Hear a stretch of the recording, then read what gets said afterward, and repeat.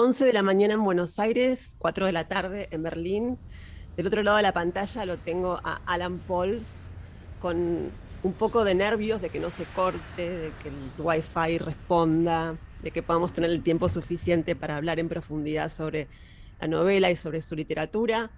Y digamos los efectos colaterales de la tecnología, que es un poco el tema central de su nueva novela. ¿Cómo estás, Alan? Bien, vos, muy bien. Bueno, estuve leyendo, por supuesto, tu novela. eh, y lo primero que te quería decir es lo siguiente. Savoy es un hombre que se dedica a visitar departamentos en alquiler, a ver vidas ajenas. Y se enamora de una mujer que se llama Carla, que se dedica a cuidar casas. Me pregunto si en esos dos rasgos de esas dos personas eh, hay una metáfora de las relaciones entre un hombre y una mujer. El hombre que busca y la mujer que cuida y que contiene. No lo había pensado, pero en realidad no veo, digamos, el papel de Carla lo veo más como de alguien que no se queda a anidar, como es un poco la imagen, digamos, más tradicional de la mujer, una imagen ya un poco vetusta. No, la veo más como una especie de golondrina, como de ave totalmente de paso, que efectivamente se dedica a cuidar casas y todo lo que hay adentro de esas casas, mascotas, plantas, a veces incluso familiares a los que hay que asistir, pero sin en realidad tener ningún tipo de relación demasiado profunda, digamos, o fundada con esas personas y con esos lugares. O sea, en realidad la veo más como alguien, como una hija de la cultura del desapego, si querés, ¿no? Sin que esto signifique que esté ni mal ni bien, digamos, ¿no? Muy distinta a la relación que tiene Savoy con su lugar, ¿no? Que es como más sedentario, más de un lugar. Entonces, más bien, yo diría que en ese rasgo que vos identificás me parece bien, como la relación que cada uno tiene con los lugares donde está o por los que pasa. Me parece que lo que hay en la novela es como el encuentro bastante lleno de malentendidos y de equívocos y todo eso, entre, en cierto sentido, dos formas de vida, ¿no? Eh, o sea que no solo hay 20 años de diferencia entre Savoy y Carla, también la diferencia que hay es una diferencia como de modos de existencia, te diría, ¿no? No, y en ese sentido me parece que lo que me gustaba era como hacer encontrar esas dos vidas, ¿no? ¿En qué punto se podían encontrar? Apenas empieza la novela, aparece un personaje que lo voy a mostrar, que es Oblomov de Goncharov. Para los que no conocen, es un clásico ruso y que es un poco la tragedia de la pereza, ¿no? Esa novela. Eh, que esconde ser alguien como Savoy y como en este caso Oblomov. Bueno, yo debo confesar que Oblomov es uno de mis personajes favoritos. No leí la novela, pero vi la película. En su momento, un viejo director de cine soviético, que creo que ya, del que ya nadie se acuerda, hizo una adaptación que estaba bastante bien de la novela, y yo quedé completamente como hechizado por el personaje de Oblomov. Eh, Creo que en el caso de Savoy, digamos, la pereza es como la forma negativa, si querés, que adopta como la experiencia, ¿no? Como alguien como que en algún momento decide recostarse sobre su experiencia y al recostarse sobre su experiencia, sobre todo lo que adquirió, lo que acumuló a lo largo de la vida, de algún modo sí se achancha, se aburguesa, se deja como adormecer por esa especie de confort. Eh, y al mismo tiempo, y es algo que pasa mucho a veces con mis personajes, ese mismo personaje que se achancha, que se aburguesa, que se instala, digamos, como una especie de masa inerte en un lugar, empieza a desarrollar una especie de hiperactividad mental, Sí. ¿no? O sea que toda la pereza que Savoy tiene en el plano físico o de la acción, ¿no? O de la iniciativa, se convierte en una especie de hipermovimiento cuando se lo traslada a la cabeza, ¿no? O sea, en un punto la novela es casi como, podría ser como un monólogo mental de Savoy, ¿no? Y ahí pasan muchas cosas, ¿no? Es como si de alguna manera yo cayera siempre como en el mismo, en la misma trampa, que es la trampa del personaje que no puede hacer nada, que no puede moverse o que tiene ciertas dificultades para moverse, pero al mismo tiempo esa dificultad para moverse de algún modo dispara en él una especie de maquinaria mental que ahí sí tiene una cantidad de movimiento tremenda, ¿no? Bueno, tanto a Savoy como a Oblomov, que te recomiendo que leas la novela porque es Sí. fantástica. Lo que los activa es el amor. La vida se abre de nuevo ahí. Sí, sí, yo creo que sí, tenés razón. De hecho es así, o sea, todo lo que Savoy hace antes de conocerla a Carla en la novela, eh, esa especie de movimiento un poco absurdo que tiene de visitar departamentos habitados que están en alquiler simplemente para rozarse un segundo con un poco de vida ajena, o esas excursiones delirantes que hace para ir a buscar las chucherías que compra por las plataformas de comercio electrónico, son en realidad como manotazos de ahogado, como ideas un poco extravagantes que se le ocurren para salir a encontrarse con algo de un mundo que él ya, digamos, tiene la impresión de que se está perdiendo. Y Carla en rigor lo arranca de ahí, lo arranca de ahí. Es como si todo lo que Savoy hace al principio con los departamentos en alquiler o lo que hace después con las cosas que compra, fueran como ensayos un poco infantiles, eh, solitarios, por supuesto, de ese encuentro que va a tener con Carla, que es un encuentro que se produce en uno de esos departamentos en alquiler que Savoy busca supuestamente para emparejarlos con amigos que necesitan departamentos, ¿no? O sea que hay algo de eso que sí, que efectivamente el amor en la novela es un poco el paradigma como del encuentro, de la colisión de dos trayectorias que tal vez no estaban para nada llamadas a encontrarse, ¿no? O sea, hay ahí para mí el encuentro amoroso, y no es solo en esta novela, es un poco como el modelo del encuentro en general, digamos, ¿no? El modelo de la contingencia total, como del accidente, del choque, ¿no? De dos órbitas. Y en ese sentido me parece que siempre es una experiencia genial, ¿no? Muy, muy como reveladora. ¿Crees que el corazón tiene su propia inteligencia? Sí, totalmente. Totalmente, sí, sí, sí. Eso ¿Y es una cómo es? frase. La inteligencia del amor. Bueno, es una inteligencia muy tortuosa en el caso por lo menos, del amor que aparece en mis libros. Eh, Tortuosa en el sentido de que es una inteligencia que siempre presupone que hay algo más de lo que uno tiene frente a sí, de que las apariencias engañan, en ese sentido es muy convencional, pero muy tortuosa en el sentido de que una vez que considera que las apariencias engañan, no se ahorra, digamos, ningún camino, no se evita entrar en ningún laberinto para tratar de llegar como a la verdad de las cosas, ¿no? Y en el caso de Savoy yo creo que toda esa inteligencia del corazón se extrema, se radicaliza, podríamos decir, y también, por supuesto, se enloquece desde el momento en que básicamente lo que tiene para conectar con Carla, una vez que Carla se va de viaje, es el Skype, ¿no? O sea, la pantalla de una computadora. Entonces ahí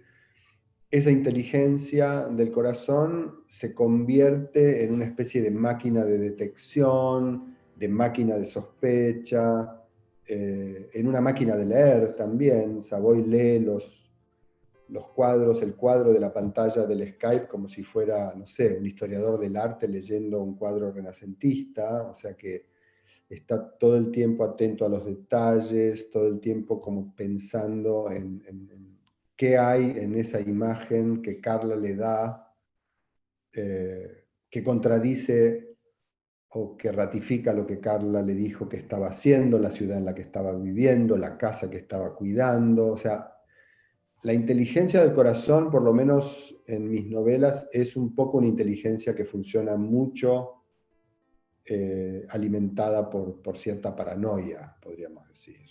Bueno, vos te llevaste a Berlín los diarios de Kafka. ¿Leíste las cartas a Félix? Sí, por supuesto, sí, sí. Leí Bueno, todas las cartas de Kafka a todas sus novias. bueno, me acordé de eso porque en las cartas a Félix hay una ansiedad de Kafka por ver qué le está pasando a Félix y hay, no sé si se puede comparar con ahora, ¿no? Pero digamos que la ansiedad está siempre, lo que cambian son los formatos, ¿no? De alguna manera. Sí, digamos, bueno, de hecho, vos me citás las cartas de Kafka a Felice y la primera novela que yo escribí y publiqué, que es El pudor del pornógrafo, es una novela que está muy entrelazada con los epistolarios amorosos de Kafka. Y yo mientras escribía La mitad fantasma pensaba, bueno, hay algo de relación entre la novela que estoy escribiendo ahora en 2020 y la novela que escribí en 1980, cuando tenía 21 años, que es un poco la idea de como tecnología y amor, digamos, o Sí, mediación tecnológica y relaciones amorosas.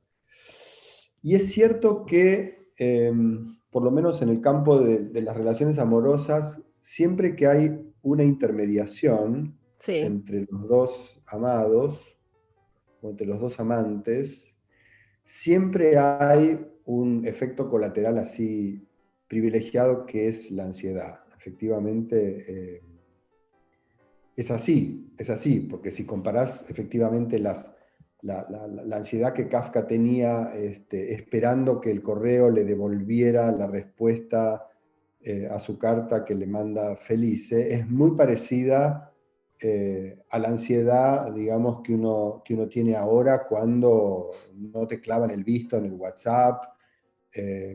Solo que me parece que lo que cambia, o lo que ha cambiado desde la carta Sí, hasta el WhatsApp, es que, digamos, en el lapso que había entre enviar una carta y recibir una respuesta, en ese lapso había una vida que era posible. claro. Había una vida que era posible. O sea, la espera era una forma de vida posible.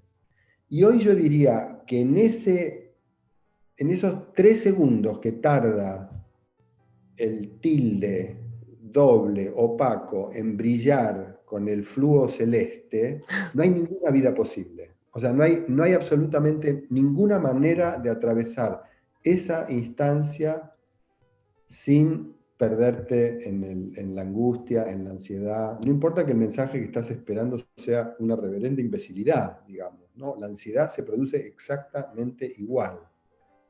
O sea, la ansiedad, yo diría, en el caso de WhatsApp, es completamente constitutiva del medio, de la tecnología, mientras que en el caso de la carta, la ansiedad era más bien constitutiva de cierto tipo de cartas, ¿entendés? No sé, una correspondencia amorosa, por ejemplo, cuando estabas esperando la noticia de si alguien había sobrevivido a una operación o había muerto, no lo sé.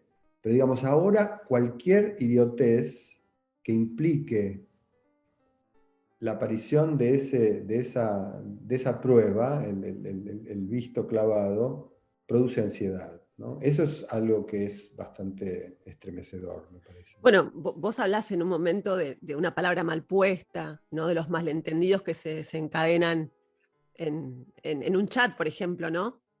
Sí. Para un escritor, ¿cómo es eso? que le da tanta importancia a las palabras?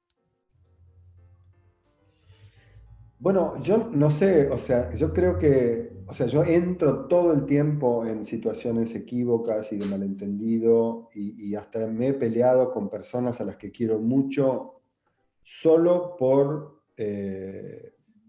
malentendidos, digamos, El tono. de comunicación digital, pero que tienen que ver, por ejemplo, con que la comunicación digital no tiene tono, ¿no? Entonces, por ejemplo, la ironía a veces se pierde por completo o incluso, digamos, cierta actitud con la que uno escribe ciertas cosas, teniendo la sensación de que las está diciendo, y esa es una de las trampas terribles de la comunicación digital. Esa actitud es una actitud que nunca aparece en los intercambios digitales y yo diría que ahí todo se pierde, ¿no? Es como si esa falta de entonación, esa falta de cuerpo finalmente, porque la entonación es un cuerpo, la actitud es un cuerpo, son las fugas, digamos, por las que se escapa el sentido en la comunicación digital. Y lo que queda es como una especie de frase literal que siempre es brutal, que siempre es descortés, que siempre es imperativa, ¿no? Entonces, en un punto, o sea, yo por supuesto soy un viejo choto usando la comunicación digital en el sentido de que por supuesto escribo bien y escribo con todas las palabras y con los signos de puntuación y argumento y me extiendo, o sea, hago todo lo que no hay que hacer, ¿no? Y supongo que debo tener ya una fama de pesado insoportable. Pero me doy cuenta de que hay algo ahí que medio no se sostiene, ¿no? O sea, no creo que se sostenga mucho más eso. Y en cierto punto, yo creo, te diría que, por ejemplo, yo uso mucho mail todavía, porque tengo la impresión ya de que el mail es medio como lo mismo que eran las cartas en la época de Kafka y Felice, ¿no? Claro. Y que del otro lado, alguien que me conteste un mail va a entender eso y va a compartir conmigo esa idea, ¿no? Ahora, en el WhatsApp yo estoy ya completamente en la selva total, en la oscuridad total. O sea, no sé quién hay del otro lado, no sé cómo es la persona que está del otro lado, no tengo la menor idea de Es cómo toda una, recibiría mis WhatsApps largos, bien escritos, con sintaxis correcta. Eh, o sea que ahí estoy completamente perdido y estoy medio a merced del medio, ¿no? ¿sabes que me acordé de una escena que describís de un cruce de viajeros en un tren, esos encuentros fortuitos que describís en la novela, comparados como son los encuentros ahora, ¿no? Que son por una pantalla, por ejemplo. ¿Crees que la falta de presencialidad, escuchar la respiración del otro, ver los ojos reales, ¿no? Eh, ¿Cambia la manera de encontrarse amorosamente con alguien?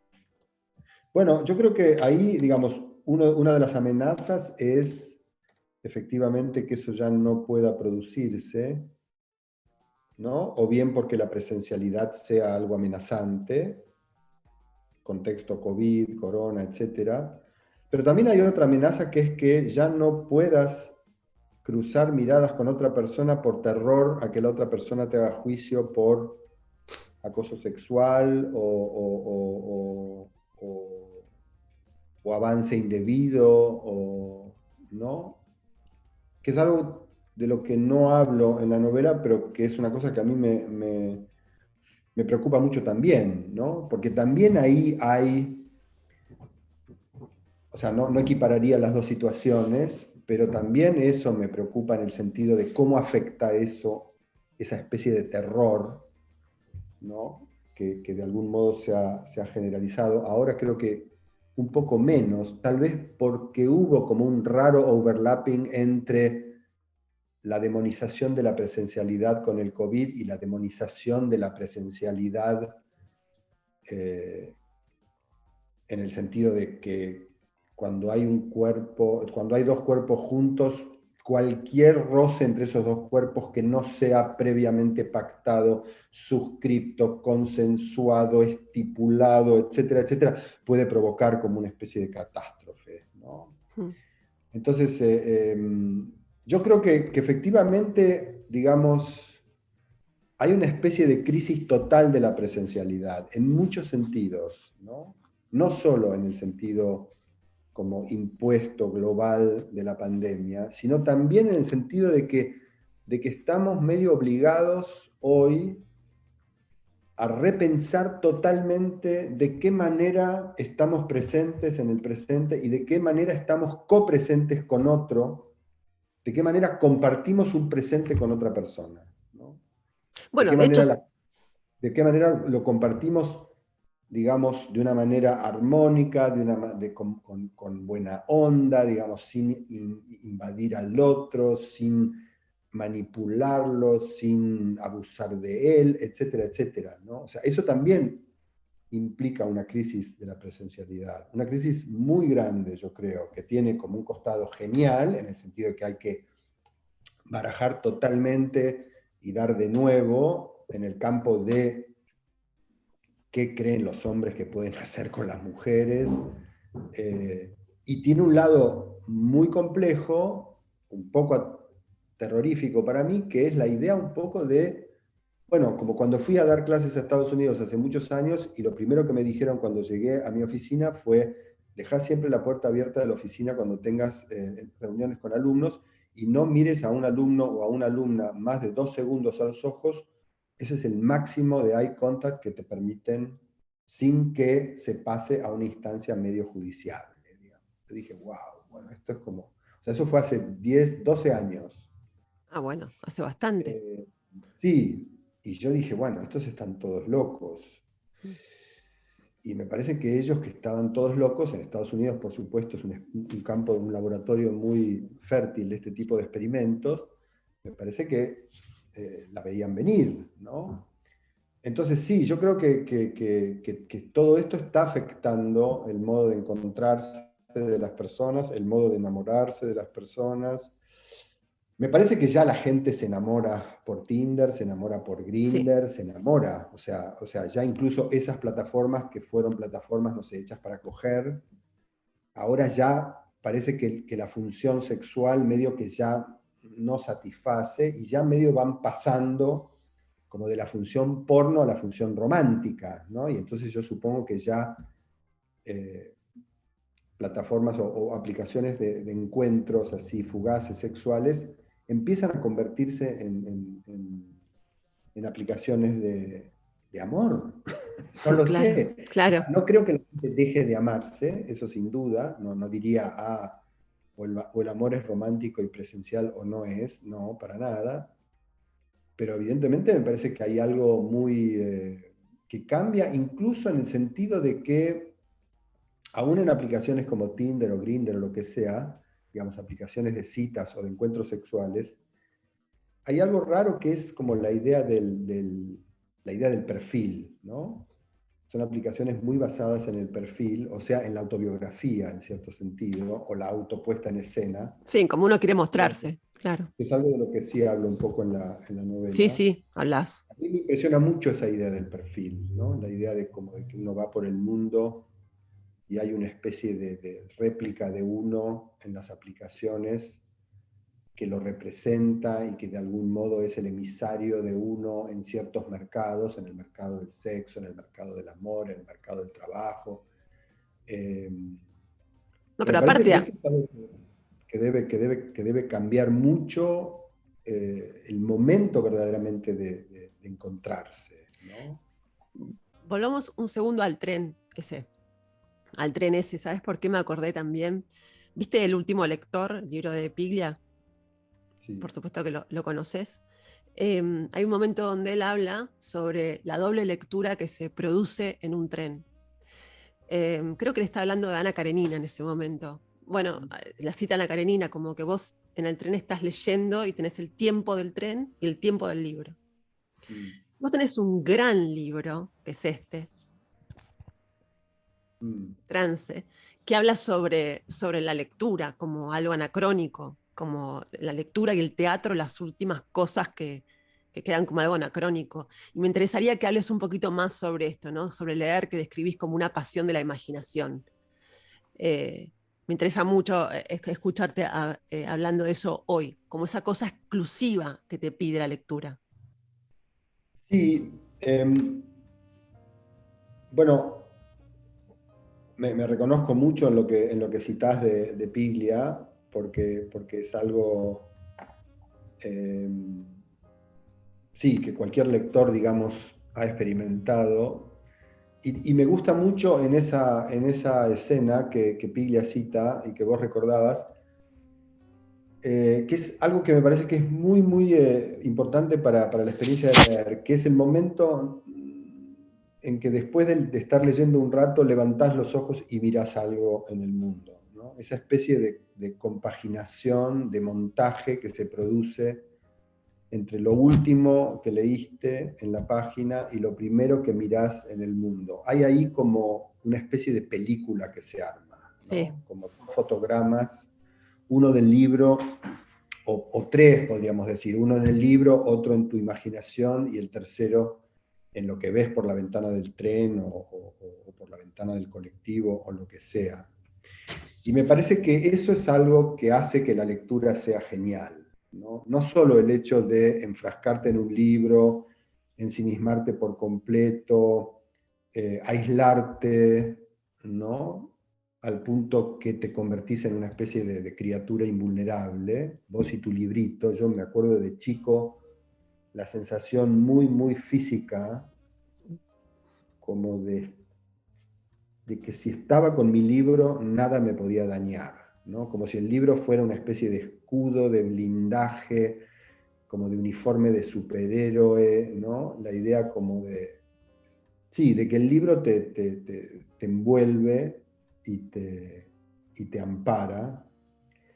Pero me parece que lo genial de la lectura, aparte de ese trance, ¿no? De ese trance como solitario, lo genial sí, de la lectura es ese momento en el que levantás los ojos y mirás algo, y de una manera completamente fortuita, lo que estabas leyendo, que está en el mundo de esa página, o en tu imaginación, o donde sea, entra en relación muy violenta con lo real, digamos, ¿no? Con lo que sí, está afuera. Y es ahí donde creo que la lectura empieza como a producir su verdadero efecto tóxico, ¿no? Es ahí donde la lectura empieza a convertirse en algo poderoso, ¿no? sí. Yo hablo mucho de la lectura como algo anacrónico en el sentido, digamos, es una observación bastante banal, ¿no? En el sentido de que, bueno, de que cuando uno lea un libro genial o una revista, lo que sea, o sea, uno tiene que seguir haciendo un movimiento muy, muy antiguo, que es el de primero una frase, después otra, después otra, después otra. Y no hay nada que te permita ahorrarte ese trabajo, ¿no?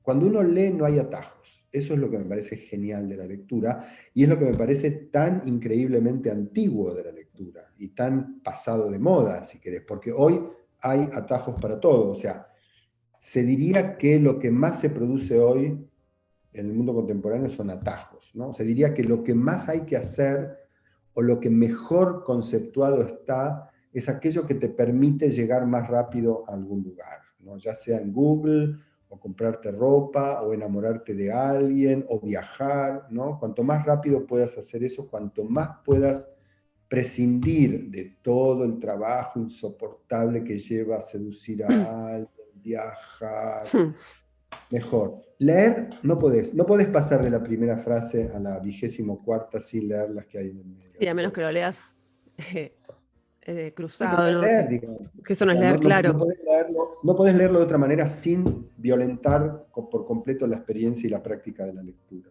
Temas lentos, trance, la vida descalzo, anticipan esta cosa que vos tenés de bajar, ¿no?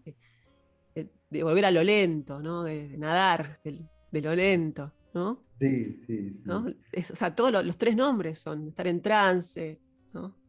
Estar. Sí, sí, o sea, yo siempre fui muy fan de la lentitud. Siempre me gustaron las películas lentas, siempre me gustaron los romances lentos, siempre me gustaron los temas lentos de la música. Eh, o sea, hay algo en la lentitud que me parece como muy inspirador, te diría. Mm, No. No encuentro en la lentitud ni aburrimiento, ni pesadez, sino que encuentro como espacio para pensar, hacer cosas, para inventar cosas, para tomar decisiones. Siempre me sentí muy afín a ese ritmo, ¿no? Soy de Tauro, o sea que hay algo también astrológico ahí, como una cierta lentitud, la lentitud bovina. Y Toman sé su que eso tiempo. y sé que tiene muy mala prensa eso, pero cuando yo voy por el campo y miro una vaca y veo el tiempo que se toma la vaca en rumiar ese poco de pasto que acaba de recoger, pienso en todo lo que se está poniendo en funcionamiento en la boca de la vaca y veo, digamos, ese trabajo, y es un poco ese trabajo, el trabajo mental que yo necesito hacer para escribir, y también en cierto sentido es el trabajo mental que hacen los personajes de mis libros, ¿no? Eh, y me parece que la lentitud tiene hoy una especie de plus, si querés, que es que es un tipo de velocidad, porque es un tipo de velocidad la lentitud, no es una no velocidad, que va muy en contra de una especie de, por lo menos de imperativo de velocidad dominante, que es ser rápido, llegar antes, anticipate, controlalo antes de que suceda, prevé.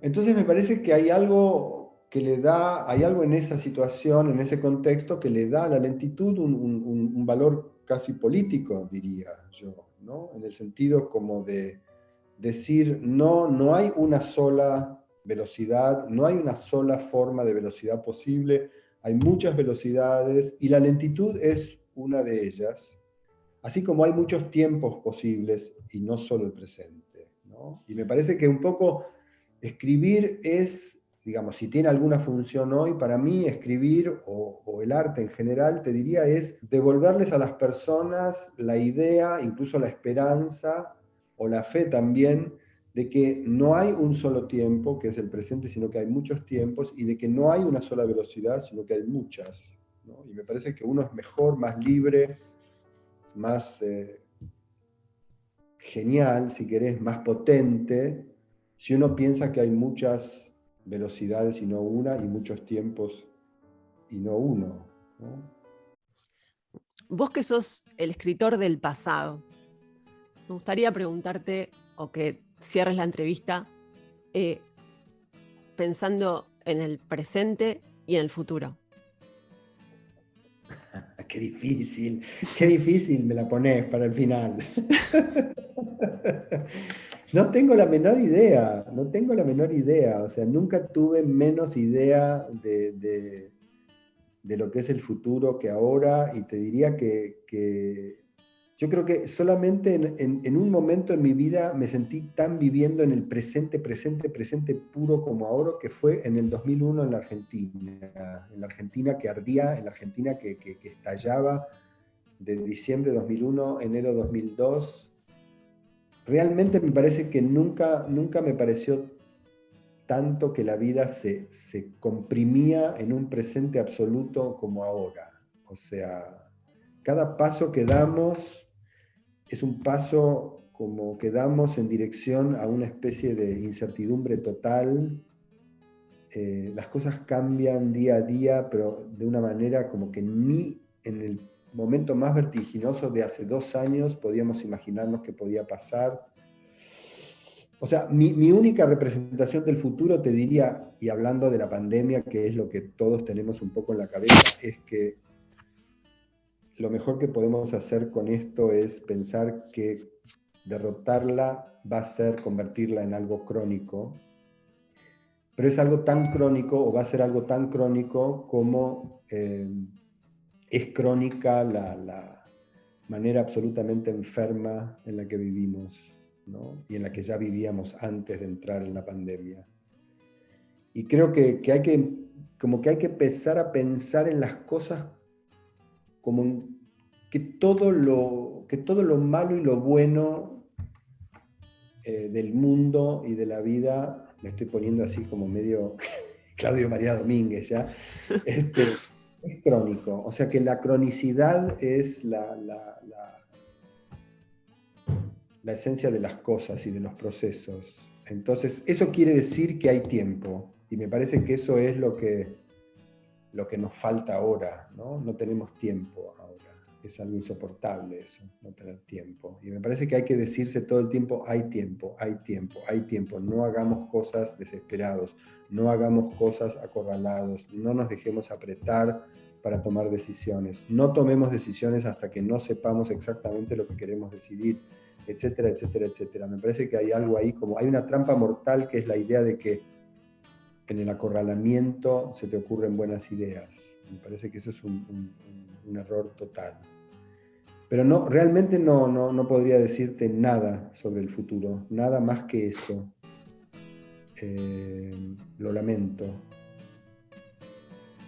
Me gustaría poder aportar un mensaje de esperanza, pero mi esperanza es esa en realidad, que esto que hoy es una catástrofe se convierta en algo crónico. Por ahí es un consuelo más que una esperanza, pero bueno, es lo que hay.